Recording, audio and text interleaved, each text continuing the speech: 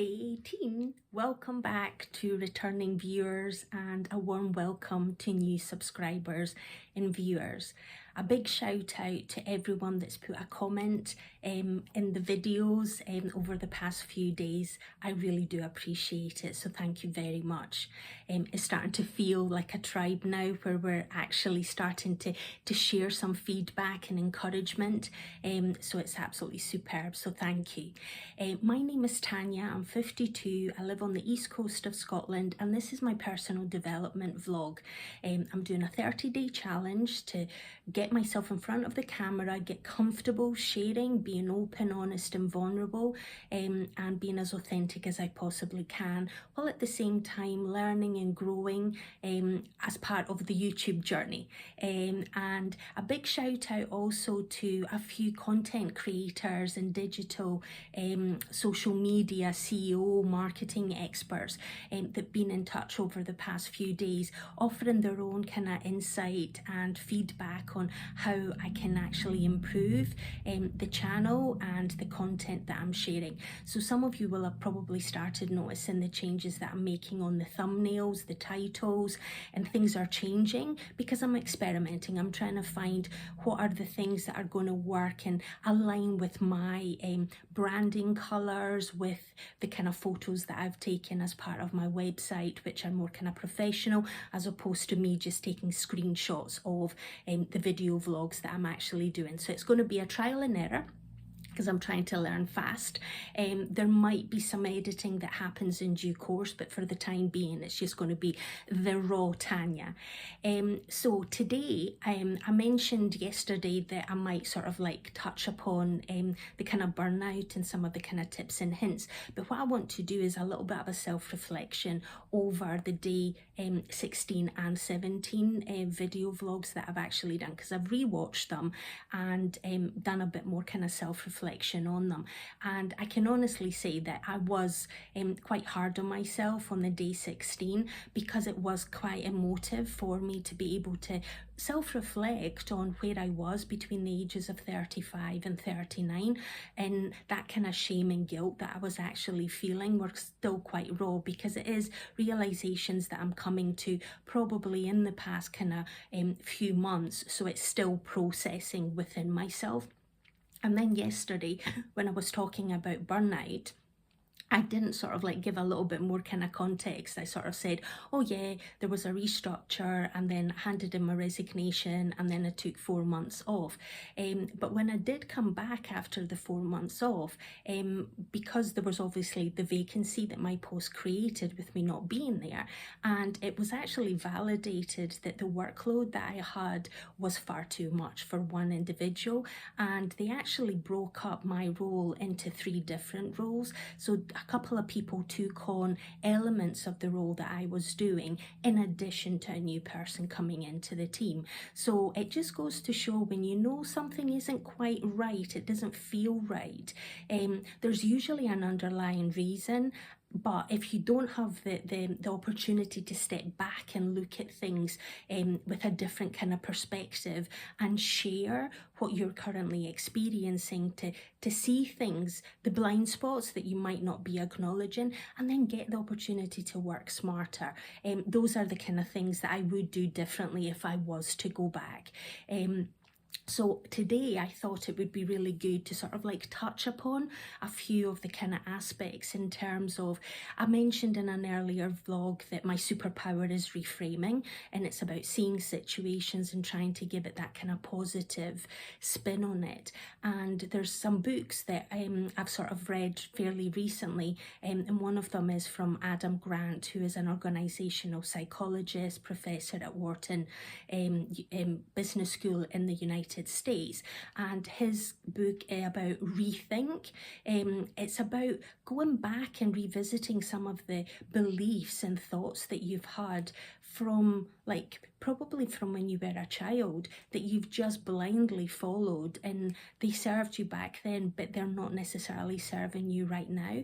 Or thoughts and beliefs that you've created as life has progressed, that life is hard and you've got to suffer, you've got to endure pain in order to get the gain, and all that kind of stuff, which yeah, there might be some element of truth in there, that unless there is some pain points, you might not feel strongly enough to actually make a change.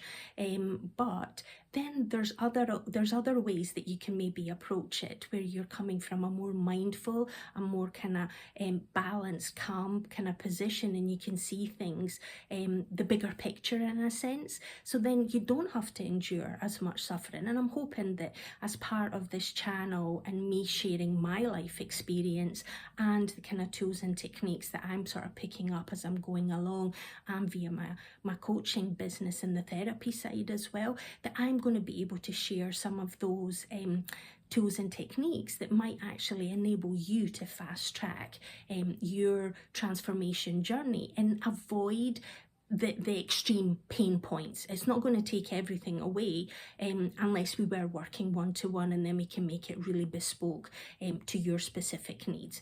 But for the purposes of this channel, it's about giving you access to materials, because I've done, as I mentioned, a lot of extensive reading as well as my kind of training, but I also watch a lot of kind of personal development content.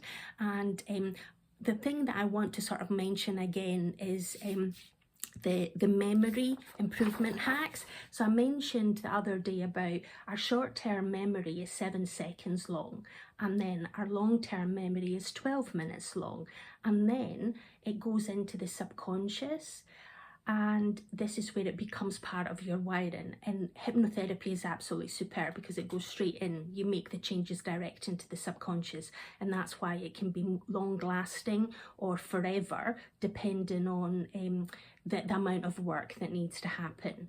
And in order for the kind of transition to happen from short term to long term and then into your subconscious, you need to repeat it. So Tony Robbins talks about repetition is the mother of all skill, and a lot of personal development gurus sort of make reference to that.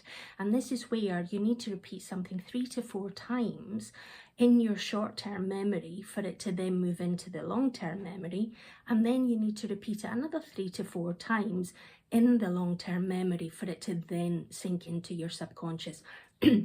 So what I'm going to do is I'm going to link into the description below the video, so you can go and see Andrew sort of describing this, because he knows more about it than I am. But now it's starting to make total sense to me why on a conscious level we're not making the changes as fast as we think.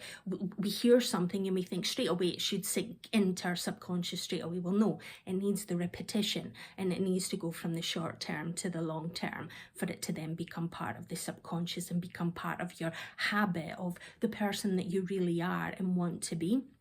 So I'll link that in. But this is where it comes back to the reframe, and it's rethinking your beliefs and the thoughts and sort of like challenging them, where is that really my belief? Is this really serving me? Is this good? And one of them could be about money. If you've been brought up believing that money's hard to come by, or money doesn't grow on trees, or money, if you've got a lot of money, you're not a good person. If you've got all these kind of negative beliefs associated with money, what do you expect is going to happen? Is your bank balance going to start miraculously increasing? Of course it's not. You're subconsciously sabotaging yourself from actually attracting money into your life. And I'm not saying that you're gonna, if you change your mindset, you're gonna win the lottery. The reality is, in order for you to value the money that you've actually got, you want to earn it. And for the majority of us, that is part of the kind of fulfillment journey. It's about, we go on this journey to change our beliefs and grow and learn as part of the experience. And then money is a byproduct that you sort of gain.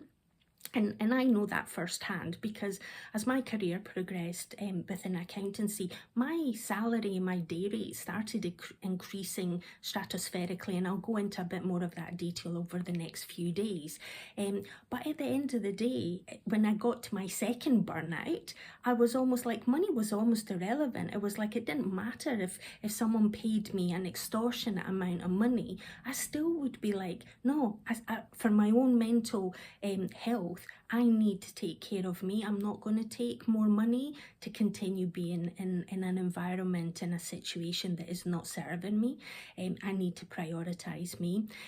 So another thing that I mentioned was self-praise. And this is where you need to become your own cheerleader. Because if you sort of cheer yourself on, then it doesn't matter what else anyone else is saying around you. You're the one that needs to motivate you. You're the one that lives with yourself 24/7. So you need to be the one that sees the positive in you, that sees the good in you, that sees the improvements in you. And this is where, from a growth mindset, if we're curious and we rethink our thoughts and our beliefs, we do the self-reflection like I'm doing today, and I do this every day, but in particular now, having the video evidence that I can go back to rather than reading pages of diary kind of entries or voice memos that I create for myself, and then being authentic and being vulnerable, and vulnerable not just with you guys that are watching me, but being vulnerable with myself and tapping into what am I really feeling here? Why am I being hard on myself? Why am I not being more kind of positive? And this is where there are some kind of sort of like techniques that we can actually do using the kindness and the compassion. And I'm going to list all of this in the description below, because I know I'm sort of like going from one to the other to the other. I'm trying to give you as much value, but hopefully it is sort of consolidating bits that I've mentioned in day 16 and day 17 and some of the other kind of diary vlogs as well. But this is where, if you start having a negative thought about yourself and you're starting to criticize yourself, for every criticism, try and find 3 positives about yourself, because there are positives. Even when we're sort of focusing on the negative, we can change that negative into a positive by reframing, by challenging the thought, by challenging maybe even the emotion, and actually acknowledging the fact that we are doing the best that we can and that we want things to improve, and it's within our power. We've got the choices to think the thoughts we think and feel the feelings that we feel. So it's all about a choice, and it's about choosing the one that's going to serve you better. So I'm giving you a challenge. For every negative thought that you think or criticism that you have for yourself, think of 3 alternatives that are of a positive nature to then counterbalance, and then it'll go from that short-term memory to the long-term memory and then into your subconscious. But you need to keep repeating it. It's not a go to the gym once and do a press up and all of a sudden you've got a 6-pack. It ain't gonna happen. It's the consistent daily practice that you put into place and becoming aware, acknowledging, and then articulating what you're feeling, what your thought is, self-reflecting. All of these will actually propel you to where you want to go. And then the other thing was about trial and error. This is it. Me doing these 30-day video diaries, it's about me trying things to sort of like see, I've written some stuff on my iPad and I'm looking here, I'm noticing the fact that I don't like that I'm shifting my gaze away from the camera. So that is something that I'm probably going to do kind of more bullet points that I can actually refer back to. So then my train of thought and my connection to you in the audience is a lot more I'm present, rather than, oh, I need to think of another thing and another thing. And I know over the next couple of days, well, maybe not the next couple of days, maybe the next 3-4 days, there's topics in my life. So even though we've got up to like age 39, and considering age 39 to 52 is a much shorter kind of time frame from the 39 years that we've already covered, there is a lot of stuff that has happened in that kind of time frame that I'm probably going to split up into a few more kind of vlogs, so I can actually be able to process it myself as well, for me to be present and authentic, and for me to actually, I'm not probably going to put in a lot of kind of hints and tips. It's probably going to be more story time for me, recounting, and then the kind of key lesson that I've learned from that experience. So I'm going to be kind and compassionate to myself and take it at a slightly slower pace. So thank you very much for watching. I've got a couple of questions down in the descriptions. If you've suffered from burnout or low self-esteem, if there's any tips and hints that you have used and they've been of benefit, share it with the rest of the community. If there's any feedback on anything that's going on, the way that I'm presenting, or anything that you think I could do slightly better, because we're all able to improve on a daily basis, please feel free to share. I'm genuinely looking for feedback, and as long as it's constructive and it's not like, Tanya, stop wearing these t-shirts, because I love these t-shirts, then from that kind of perspective, I will aim to take it on board and learn and grow as part of it. So thank you very much for watching. Go out and seize the day. Have an awesome day. And remember, there's always choices in life, so choose wisely. Bye until tomorrow.